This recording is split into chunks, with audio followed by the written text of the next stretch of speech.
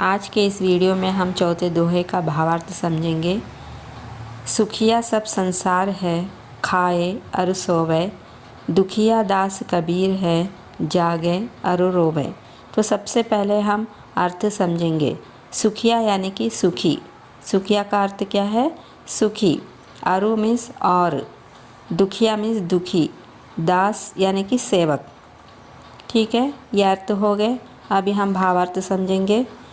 प्रस्तुत साखी में स्वार्थी और परमार्थी की दशा के अंतर को दर्शाते हुए कबीरदास जी कह रहे हैं।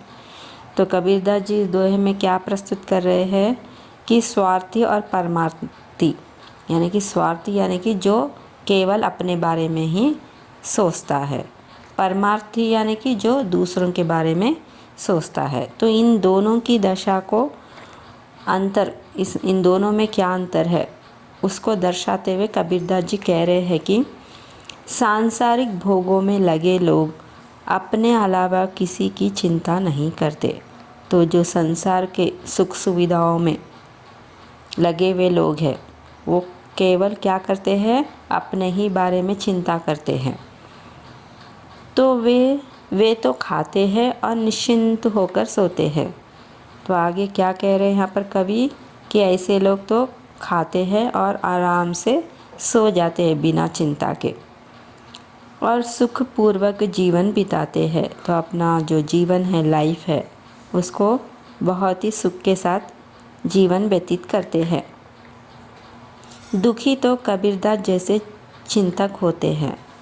तो दुखी कौन होते हैं? जिस तरह से कबीरदास जी दूसरों के बारे में चिंता करते हैं ना, तो वैसे ही दुखी लोग ही कबीरदास जी की तरह ही दूसरों के बारे में चिंता करते हैं, जो केवल अपनी नहीं बल्कि समाज कल्याण की चिंता करते हैं।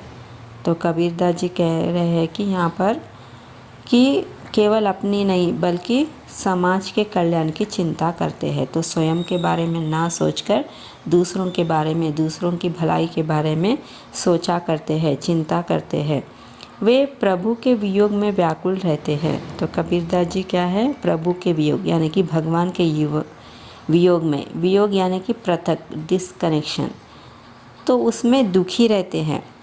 और जब जागते हैं तो संसार की दशा देखकर रोते हैं। तो जैसे ही वो जाग जाते हैं, कबीरदास जी कहने लगे कि वियोग में तो वो प्रभु के वियोग में तो व्याकुल हो जाते हैं, लेकिन जब वो जागते हैं तो संसार की इस तरह की दशा को देखकर रोते हैं, अर्थात औरों के सुख और भलाई के विषय में ही सोचते रहते हैं। तो यहाँ पर कबीरदास जी कहने लगे कि जो परमार्थी है वे लोग क्या करते हैं? औरों के सुख और भलाई के विषय में ही सोचा करते हैं। ठीक है।